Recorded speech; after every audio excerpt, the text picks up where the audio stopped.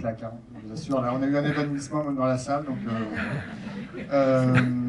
quand tu as reçu le prix, le Lion d'Or à Venise, tu as dit que tu étais très en colère et que tu as fait le film. D'avoir reçu le prix quand même. Non, mais quand tu as eu le Lion d'Or, tu as précisé que tu étais en colère et que tu étais aussi. Tu avais fait ce film avec les tripes et ça se ressent vraiment. Est-ce que le matériel de base, le roman d'Annie Ernaux, avait cette force-là? Moi, je trouve que le livre d'Annie Ernaux, je ne sais pas si certains l'ont lu, mais il a une dimension très physique. Il est très droit, il est très fort aussi, parce que, en tout cas, moi, en lisant, j'avais cette sensation que j'étais aux prises avec la vie de ce personnage. Et surtout, j'ai eu la sensation en lisant qu'il était nimbé d'une forme de suspense qui allait crescendo et qui faisait que je ne pouvais pas le laisser avant d'avoir tourné la dernière page et de savoir comment Annie Ernaux a été sortie de cette histoire. Et Anna Maria, je vous laisse vite la parole parce qu'on a peu de temps, comme je vous l'ai précisé tout à l'heure. Anna Maria, ce rôle, c'est peut-être le rôle de ta vie, je ne sais pas, mais en tout cas, il est formidable. J'espère qu'elle en aura d'autres. Non, mais il y en aura d'autres, mais en fait, c'est un rôle tellement exceptionnel que c'est pas un début, puisque tu as peut-être déjà vu dans plusieurs films, dans L'échange des princesses notamment, mais ce rôle-là, c'est un énorme cadeau. Évidemment. Il marche, non? Bien sûr, mais vraiment, en lisant le scénario, moi aussi, ce que j'ai aimé, c'est qu'il m'a pris à la gorge et il m'a pas lâché jusqu'à la fin. Comme j'avais envie de défendre cette jeune fille et j'ai aimé tous les aspects abordés, la liberté de choix, sa force, sa détermination, son audace. Enfin, je trouve que c'est un personnage très déterminé, très fort et très intense. Et puis le film l'est aussi, et de manière très juste et précise. Et ça se ressent et on est désolé vraiment. Moi, tout à l'heure, ça m'a un peu moi aussi. Parce qu'on est arrivé, il y avait quelqu'un qui se sentait mal. Donc je suis désolée, on est dans un état un peu particulier, parce qu'on est arrivé, quelqu'un se trouvait mal. Je l'évacue. Je vous donne vite la parole. Bonsoir. Ce qui me frappe quand vous adaptez un livre, c'est la dimension sociologique et politique, à chaque fois historique des livres que vous prenez. Je pense à HHHH du chef-d'œuvre de Laurent Binet, et je pense à ce livre-là. Et on est à la fois dans de la sociologie,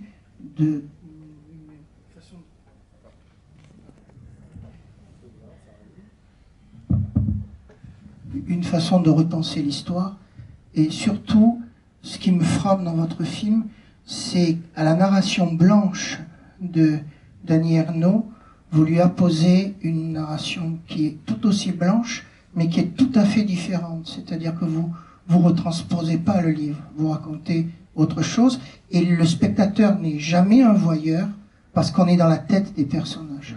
Ça, c'est absolument prodigieux, comment vous arrivez. Ma question, elle est très simple. Mademoiselle, vous êtes tout simplement, vous incarnez, vous ne jouez pas, vous incarnez, vous êtes... je sais pas comment on peut arriver à un tel degré de perfection quand on est actrice, mais voilà, je tenais à vous le dire. Et ma question, c'est, pourquoi ce traitement de l'image, ce format-là? Et puis, je voudrais ajouter qu'il faut lire le roman d'Anne Berest, La carte postale. Et voilà. Moi, je suis très proche d'Anne Berest, elle est au générique, donc je ne peux qu'encourager à lire ce livre, il est superbe. Et sur le choix du format, pour moi, c'est un cadre qui est narratif. En fait, c'est un cadre qui me permet déjà non pas de me concentrer sur le décor, c'est ce que je voulais un peu éviter, mais de me concentrer sur ce qui est pour moi essentiel, donc d'essentialiser, de suivre le personnage, cette jeune femme, son corps. Et puis, je disais souvent à Laurent Tangier, au chef opérateur, que ça nous permettait aussi, au départ, elle est plutôt intégrée au groupe des étudiants, et puis plus on avance dans son histoire, plus elle marche vers l'inconnu, et plus je bascule dans son dos, et plus on avance avec elle vers l'inconnu, pour, en même temps qu'elle, pousser des portes sans savoir qui se trouve de l'autre côté. Enfin, pour moi, c'est un cadre qui sert une dimension de suspense, mais à plusieurs égards. C'est aussi un cadre où on ne voit pas arriver les personnages, parce qu'il n'y a pas de latéralité, donc les gens surgissent à l'image, et on est dans le même état de tension que le personnage à ce moment-là. Donc pour moi, il avait plein de vertus narratives, ce cadre, et puis cette contrainte, la sensation que au fur et à mesure que l'histoire avance, qu'il devient oppressant et qu'il sert de prison. Enfin, j'avais beaucoup de choses à faire de ce cadre-là. En tout cas, bravo. Merci beaucoup. Ouais. Et on se dit que Simone Veil a bien fait d'arriver quand même. Alors figurez-vous que mon producteur est de sa famille, donc c'est le petit cousin. Donc c'était vraiment une histoire ancrée chez nous. Et qu'on chante très volontiers non, non, tu n'as pas de nom. Bonjour. Bonjour. J'aimerais bien savoir, connaître la participation d'Annie Ernaux dans la réalisation. Je ne vois pas. Oui, levez la main. Ah, bonjour. Comment elle a participé? Avant de me lancer dans l'adaptation, d'abord je lui ai demandé l'autorisation de le faire. Et puis, comme c'est un récit qui est strictement autobiographique, je voulais être certaine de ne pas m'emparer de ce récit et de l'emmener dans une direction qui n'aurait pas été celle qu'elle souhaitait. Donc, en fait, je suis allée la voir et puis je lui ai parlé du projet. En premier lieu, de l'idée non pas de regarder Anne, mais d'essayer d'être elle, avec tout ce que ça impliquait au regard du récit. Et ensuite, quand elle m'a dit oui, on a passé plusieurs heures ensemble à retracer chronologiquement le récit. J'avais plein de choses à lui demander, notamment beaucoup de questions sur ce qui n'était pas dans le livre, sur un rapport au contexte politique, à la société en général, mais aussi sur ses amis, sur sa famille. Et puis, je lui ai fait lire, je crois, 3 versions du texte. Et elle m'a tout de suite dit qu'elle le lirait. Enfin, d'abord, c'est une lumière, mais elle comprenait l'exercice. D'abord, elle a déjà été adaptée, et puis pour elle, c'était important de se dire qu'elle n'essaierait pas de ramener le film vers l'œuvre originelle, mais qu'elle ne ferait que pointer ce qui était juste et ce qui ne lui semblait pas juste. Donc un geste, un regard, une séquence. On a surtout eu des discussions à cet endroit-là, comme si elle tentait de me dessiner une route sur laquelle j'avais envie de rester. Donc c'est un travail très agréable avec elle. Il y a une autre adaptation d'Annie Ernaux, assez simple. Passion simple, d'une autre compatriote à toi, parce que tu es d'origine libanaise.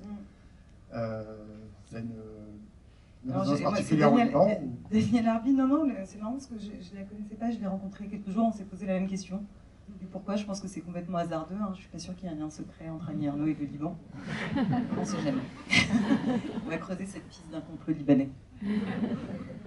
Ce que vous ne savez peut-être pas, c'est qu'Audrey Diwan est une ancienne journaliste, mais aussi qu'elle est scénariste, et elle a notamment fait le scénario de Bac Nord. Donc, voilà. Participé. En plus. Et justement, comment on passe, parce que c'est les deux opposés, ton film est très radical, très. Bac Nord, c'est vraiment un film romanesque. Comment on passe d'un scénario comme ça, épuré, à l'autre? En fait, ce sont des univers, et les univers, pour moi, sont dictés par les réalisateurs. Donc, moi, quand je travaille pour des réalisateurs, en ce moment, j'écris avec Valérie Donzelli, avec Gilles Lelouch. Je me mets au service d'un univers, en général très différent du mien, et ça fait partie des grands plaisirs, en fait, de pouvoir se glisser dans l'univers de quelqu'un d'autre et en ressortir plus riche. Je pense que dans ma collaboration avec Cédric Gimenez, j'ai appris pas mal de choses, notamment sur un rapport au temps tendu, au suspense. Et lui, il aime beaucoup les films de Melville, enfin, un peu tous les films noirs des années 70, qui n'étaient pas du tout ma culture. Donc, j'ai l'impression comme ça, de sillonner entre différents univers et puis de ressortir avec quelque chose qui ne fait qu'enrichir mon univers à moi. Après, devenir réalisatrice, c'était aussi poser le cadre de ce qui m'intéressait, de manière intime, de la manière la plus claire possible. Donc, ce sont juste des trajectoires extrêmement différentes, même si elles peuvent être complémentaires.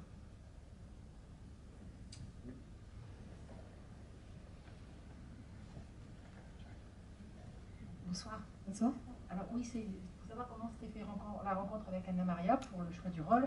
Et Anna Maria, j'ai une question pour vous. Ça fait la deuxième fois que vous jouez avec Casey Montecler. Troisième fois avant l'échange des princesses, pardon. Et donc, savoir aussi comment, au rapport avec les autres acteurs qui sont secondaires, mais voilà comment ça s'est déroulé. Okay. Le choix d'Anna Maria a été crucial, parce que je savais en commençant le casting que l'actrice et le film ne feraient qu'un. Et j'ai su vraiment vite en la rencontrant que c'était avec elle que j'avais envie de travailler, pour plusieurs raisons. D'abord pour des questions de présence, avant de la connaître, c'est-à-dire comment on entre dans une pièce, quel genre de présence on a, quel genre de mystère on dégage par ailleurs. Et puis ensuite on a plutôt fait des séances de travail que de casting, donc en essayant vraiment, enfin moi j'ai besoin que les choses soient un peu concrètes, donc en travaillant avec elle, je me suis rendu compte très vite que avec très peu de choses, elle arrivait à faire passer des émotions. Et comme le cadre et la proximité de la caméra décuplent un peu tout, j'avais besoin de quelqu'un qui puisse faire passer beaucoup en travaillant sur quelque chose de minimaliste. Et après, il fallait pouvoir être Annie Ernaux quelque part, donc comprendre le texte. J'avais une vraie recherche de partenaire intellectuel, quelqu'un avec qui je pourrais parler non seulement du film, mais des textes d'Annie Ernaux en général, et on s'est vraiment assez vite trouvé à tous ces endroits-là. En ce qui concerne Kissy, j'ai l'impression qu'on est un peu abonnés l'un à l'autre. C'est la troisième fois il a joué mon frère dans Just Kids, il a joué mon mari dans L'échange des princesses, et puis maintenant il joue Jean. Comment tu vas définir l'ami un peu malsain sur la voie de la rédemption. Et non, j'aime beaucoup travailler avec lui, il est très instinctif, je trouve qu'il a un rapport très animal au jeu, il incarne vraiment ses personnages, il donne corps à ces personnages de manière très intense, je trouve. Donc c'est toujours un bonheur de travailler avec lui, et puis avec les autres, Luana Bajrami, Louise Aurélie, je pense que vraiment on s'est trouvé pareil. Luana. Non, vous n'avez pas trouvé, vous êtes choisi. En fait, je voulais travailler avec Luana, que j'avais vu dans d'autres films. Et quand elle m'a dit oui, on a commencé à faire des castings pour trouver le troisième membre de cette équipe. Et en fait, elles m'ont convoquée pour me dire qu'elles avaient choisi Louise. Donc, ça tombait bien parce que j'aimais beaucoup ce que proposait Louise, mais en fait, techniquement, les actrices se sont choisies elles-mêmes. Mais je pense qu'il y a quelque chose pour moi, le film, c'est aussi fait comme ça. C'est-à-dire de manière assez organique, en laissant à chacun un maximum de place. En tout cas, c'est ce que j'essaye de faire. Pour que chacun exprime et propose ce qu'il a de mieux. Et j'étais très contente que, par exemple, les comédiennes du film se choisissent, parce qu'il s'agit de jouer un groupe d'amis, donc de donner le sentiment qu'on se connaît depuis longtemps. Donc s'il y a des affinités électives comme ça, un peu spontanées, pour moi, c'était encore mieux. Oui, dans le générique de fin, j'ai vu apparaître mise en scène. Alors, je ne me rappelle plus le nom de la personne. Et qu'est-ce que cela signifie au niveau de votre propre travail? J'étais en vacances. Non, pas du tout. Mais en fait, c'est drôle parce que je pensais sincèrement que personne n'allait remarquer, ou peu. Et en fait, je suis très contente que beaucoup le remarquent. Anaïs Couette, ma première assistante, beaucoup de gens dans cette équipe sont des amis proches. C'est ma manière de travailler. Et Anaïs, c'est quelqu'un qui compte énormément pour moi. Et je lui ai souvent demandé son œil, en fait, quand j'avais un doute sur une prise, vraiment des questions qui étaient liées à la mise en scène. Et c'est ma première assistante. Mais je trouvais que mise en scène était plus juste pour définir l'importance qu'elle avait eue pour moi sur le plateau. Et voilà, j'avais envie de la mettre en valeur. Voilà, en tout cas de la mettre à un niveau qui correspondait à ce qu'elle m'avait apporté.